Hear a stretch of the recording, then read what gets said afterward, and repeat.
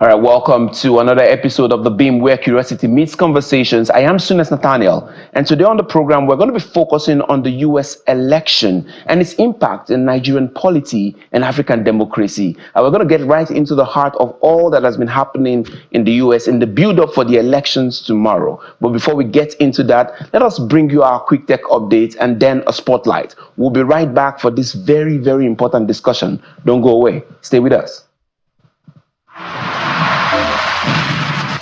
Hello and welcome. Here is a quick tech update for the week. The Federal Ministry of Communications, Innovation and Digital Economy has announced a new 2.8 billion naira grant from Google to bolster AI talent in Nigeria. The funds will support data science and Nigeria's AI programs, including upskilling for 20,000 youth and AI training for educators and policymakers. The initiative aims to strengthen Nigeria's position in AI innovation and digital transformation across Africa. In the meantime, Indonesia has halted iPhone 16 sales due to Apple's failure to meet local regulations requiring 40% of components to be sourced locally. With just 9,000 units imported, Apple must invest further in Indonesia to resume sales through non-commercial use of the phone remains permitted. And finally, Ireland's Data Protection Commission fined LinkedIn a 310 million euros over violation of EU privacy rules, stating LinkedIn's data consent was not given freely. LinkedIn now has 3 months to align with the GDPR. This penalty reflects the EU's ongoing efforts to regulate tech giants on privacy and data protection. And that's a quick tech update for this week. Stay tuned for more cutting-edge news from the ever-evolving world of technology. I'll see you next time.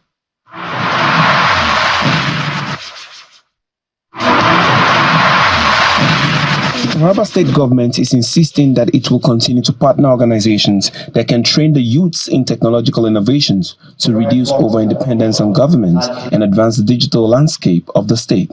The Commissioner for Digital Economy and Innovations and his counterparts, that of Science and Technology, disclosed this during a summit of technical experts from the 36 states and the FCT in Jalingo, the Taraba State capital. The government says the collaboration between the state government and organizers of the summit, Algoron Foundation, is to improve competitiveness in local technology and improve the nation's economy. Ladies and gentlemen, in almost all facets of human endeavors, technology is taking the lead and enforcing a paradigm shift for advancement, and it's for this reason that the young people have converged in Jalingo from across the country to be trained and compete on blockchain technology. Led by the State Commissioner for Digital Economy and Innovation, the aim is to ensure that youths are technology savvy, active participants and leaders in the digital technology landscape. And as the government of His Excellency Dr. Abukefas, we are committed to providing you with the platform. The knowledge and skill is with you, but all that we can do as government under the leadership of His Excellency is to provide you with the platform, provide you with the connectivity, provide you with partners as Algoran have done to us today. So by the time that we have this project on ground, so all our young talent, both in basics and tertiary institutions, will come up with all research there, and then they can be able to showcase to the world. One day, investor will key into the state, and then investor will buy what they have. That is their human capital development. And then from there, Taraba State, ours is to create a conducive environment whereby we woo the investors, they will come. As you can see, one example of the Algoran, they are here. It is expected that the participants here will cascade the knowledge acquired for self-advancement as well as that of the technological landscape of Taraba State and Nigeria in general. Welcome back. If you're just joining us, this is The Beam, and we are looking at the U.S. presidential election. That's our core focus. The U.S. election is one of the most widely watched events affecting economic policies, international relations, and even domestic politics worldwide, with the Electoral College playing a decisive role. American voters indirectly decide who leads the country, a system rooted in their federal structure to balance popular sentiments and state interest. Like others before, it is just about voting, but about the potential milestones, also about the potential milestones and historical changes that may reshape America's domestic landscape and foreign relations. We could be seeing a new president set, whereby age policy directions of diversity for Nigeria and Africa are going to be at play. We're joined today for this very important discussion by none other than a very seasoned political analyst who happens to be the executive director of Yaga Africa, Mr. Samson Itodo. You're welcome to the program today.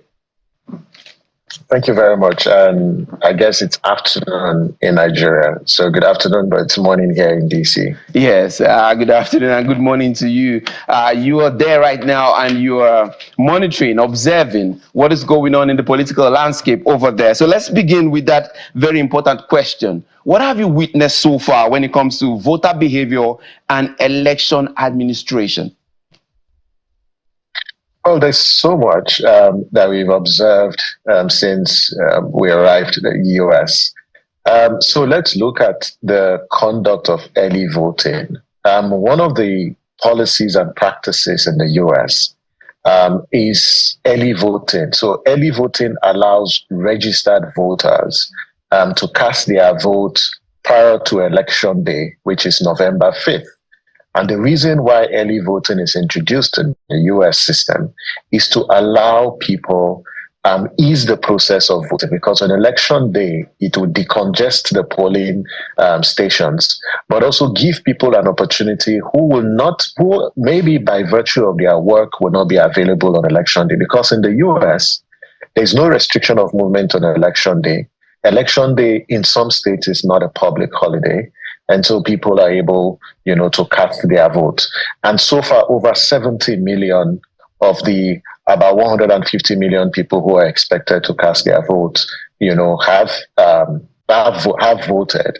In Nigeria, soonest, the National Assembly is currently considering an early voting bill, especially in the Senate, sponsored by Senator Itodo, and that will open up the process to allow security agencies, medical practitioners, election observers cast their votes before election day. The second big sort of observation here is the issue-based campaigns that have shaped this election. That despite all the political intrigues, we have three key issues that will shape the way voters are going to cast their vote. And you can even say four. The first one is the economy. The second one is immigration. The third one is reproductive rights, and specifically abortion.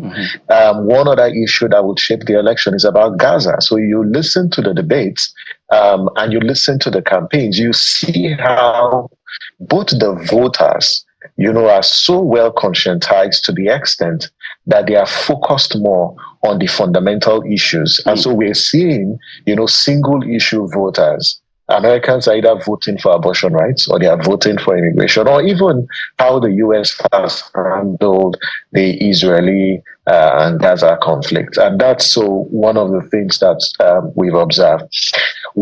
Another issue is the US is such a decentralized system of elections. You have 50 states. Each of these states have their own separate electoral commissions. They have their own electoral laws and guidelines because of the devolved nature. And you look at the way the elections are managed, they are managed by what you call the secretaries of the State Board of Elections. And in some states, these secretaries are elected. They are not appointed. They are elected, but they are still able to perform their function with the highest level of transparency and accountability. One interesting thing from this election, which is a huge source of concern, is you see how, the issue of accepting electoral outcomes, has come up in this election. And there are doubts and distrust in the system because, one of the parties and the candidates seem to have questioned the transparency of the process in some of the states. And that really puts electoral integrity and transparency, to test in this election. It's beautiful that you have brought that, because I was going to speak to you and say, hey, what have you seen as regards the integrity of the process so far? Are you trusting it? Is it playing out in a way that in the end you feel that, hey, the results are going to be what the people have gone to vote for, what the American people have decided? What have you seen? Is there something that is really distressing for you when it comes to the integrity of the election? It's nothing distressing when it comes to the integrity of the elections. I think the fact that you have varied or decentralized rules governing different aspects of the electoral process, in other words, because you don't have uniformity in the process, unlike what you have in Nigeria and actually in most parts of Africa, they are bound to be, either miscommunication or misunderstanding of the rules as it applies to the state. Because the US electoral system, quite frankly, is very, very complex. Because in some places you would see the mode of voting is different from another state, and there are all of this. But if you think about transparency, the heart of transparency, is openness, is accountability. And even though the secretaries of the boards of elections are elected, in other words, they represent a particular political, view or party, they are still able to be transparent in managing the process, because you have poll watchers. In one of the polling places I went to, both in Atlanta, in Virginia, and in Washington, D.C. and Maryland, the whole process was open. It was transparent. There are two options for voters to cast their vote. You either vote by hard paper ballots, and if you want to vote electronically, you can vote electronically at the polling place. There are several options. So it's open. I don't see any issue relating to the transparency of the process. They've been concerned about voter fraud in some of the battleground states, which is expected, because due to the Electoral College, you have battleground states. And in this case, it's the states of Pennsylvania, which, analysts have said will determine this election, or Michigan, or Wisconsin, Nevada, the state of Georgia. These states are battleground states. It's highly competitive, in those states. And so the political actors, the two major political parties, are oversighting this process and watching those states carefully. And so if there's a misunderstanding in the rules, you might have some accusation or allegation with respect to the transparency of the process. All right. But so far, we are satisfied with the level of transparency, and there's so much that Nigeria can learn on how to be transparent with its electoral processes. We're going to go on a break shortly, and we'll come back to that point.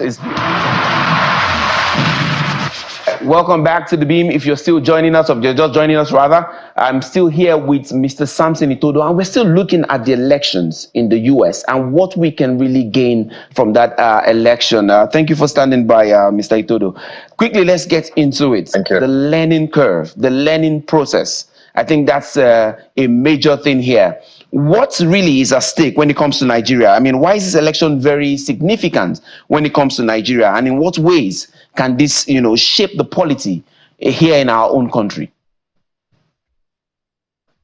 Well, I think this election is important for Nigeria and Africa for a plethora of reasons. The first one is that the US and Nigeria have long-standing, relationships. If you look at some aspects of our democratic system, it's adopted from UN, including our presidential system of government. But I think when you look at issues relating to trade, there is the Africa Growth Opportunities Act, AGOA, which the Biden administration have prioritized. And what it simply does is it provides access, duty-free access for African businesses to access the US market. And so if you, depending on the outcome of this election, it is important that, Nigeria and Africa is able to access US markets, and there has to be opportunities for us to market and sell some of our products, in the US market without, any form of restrictions or high tax rates or duties that Nigerians are forced to pay, because when you look across board, the AGOA is such a welcome, and it provides a unique opportunity for Nigeria to advance its economic agenda. The second is we have relationship relating to security, and I won't go into that. But if you think about the lessons to be learned, I think there are three main lessons in the pre-election period. The first major lesson to learn from the US elections is that there is no system, there is no democratic system, no matter how advanced, that is insulated from setbacks, shocks, and stress. Because what we have seen, in the pre-election period, we've seen at least isolated cases of ballot box destruction in places like Washington State and Oregon. We have that isolated case. You have cases where the outcome of the election is being questioned even before the day of the election. And what it simply tells all those who are looking up to US is that no system is insulated from stress, that in a democratic system, nations go through stress. It's how they manage those setbacks that is important. Which brings me to the second lesson, which is the need for strong institutions. You need an independent judiciary. You need an independent electoral commission, to deliver credible electoral outcomes. And that's what we have. You learn from, the US so far. The third big lesson is around, the opportunities for protecting the rights to vote. We've talked about early voting. Soonest, there are over 4 million Nigerians of eligible age who are disenfranchised every time we have general elections. Security agencies, INEC officials, media organizations, election observers, medical practitioners who are unable to cast their vote because we don't have early voting. And so we should support the move by the National Assembly to do what? To create and introduce early voting in our system. The fourth lesson is about transparency. You cannot protect democracy. You cannot inspire public confidence if you are not transparent in the way you manage your electoral process, because there's a nexus between trust. Americans trust their electoral system because their system is transparent.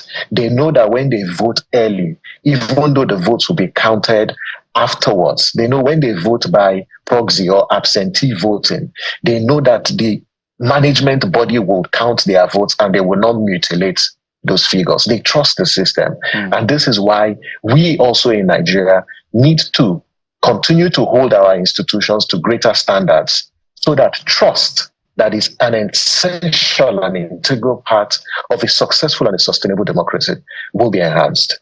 All right. Finally, before I let you go, what are two key things that the American people can learn from our own process back here in Nigeria and in Africa? What are two key things you think they can learn? I think that one thing they can learn is when they look to Senegal, when they look to Liberia, when they look to my beloved country, Nigeria, when they look to Botswana, the recent elections, people lost elections, they accepted the outcomes, and where they had grievances, they sought redress to what? Legal means. I think that's something that America can learn from Africa, from Nigeria, can learn democratic resilience. The second thing they can also learn is with respect to turnouts, in elections. I'm so excited to see that there are more women who are showing up to cast their votes, in the US election. But in recent elections from Senegal, from Zambia, from Gambia, you can see how citizens still show up to cast their vote. Even though Nigeria recorded very low turnout in the last election, but in the build up to the election, because of the high trust level, a lot of Nigerians showed up to register. So that's something that, the US can also learn from Nigeria. All right. Thank you, Mr. Samson Itodo, for coming on the program. Very insightful views you have there. Thanks for having me. Always a delight. All right. Thank you very much. Okay, friends, that's how we wrap up on today's episode of The Beam. I hope that our conversation, has offered you a very new perspective on the interconnectedness of our global politics. both here and the political system across the world. I'm hoping that we can learn from each other and make the democratic process a more solid and a better one. We're going to be leaving you with our top 5 videos of the week. And until next time, I am Sunes Nathaniel. And as always, I urge you to stay informed, stay engaged, and stay curious. God bless Nigeria.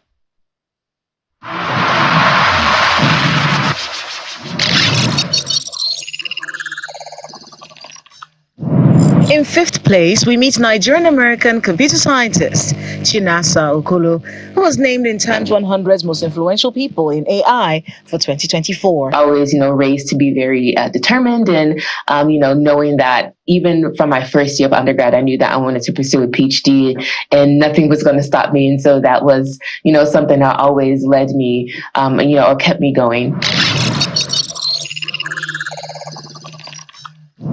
Fourth on our list is a clip in which lawmaker Alex Ikwechi apologized for assaulting a boat driver. The legislator said he is embarrassed. I deeply regret my words and actions that occurred at the heat of the moment, and I take full responsibility. In 3rd place on our countdown is a conversation with Senator Ned Nwoko. You think the kidnappers would have had the audacity to be knocking from door to door, knowing that people are armed? That wouldn't happen.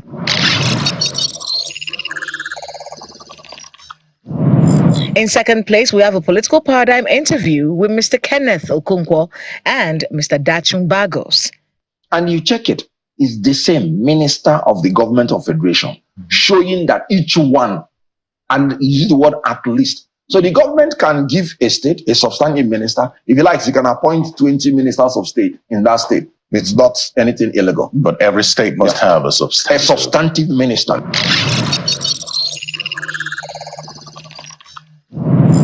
Clinching the top spot in our countdown this week is a clip in which it was revealed that President Bola Tinubu has instructed all marketers to buy from the Dangote refinery.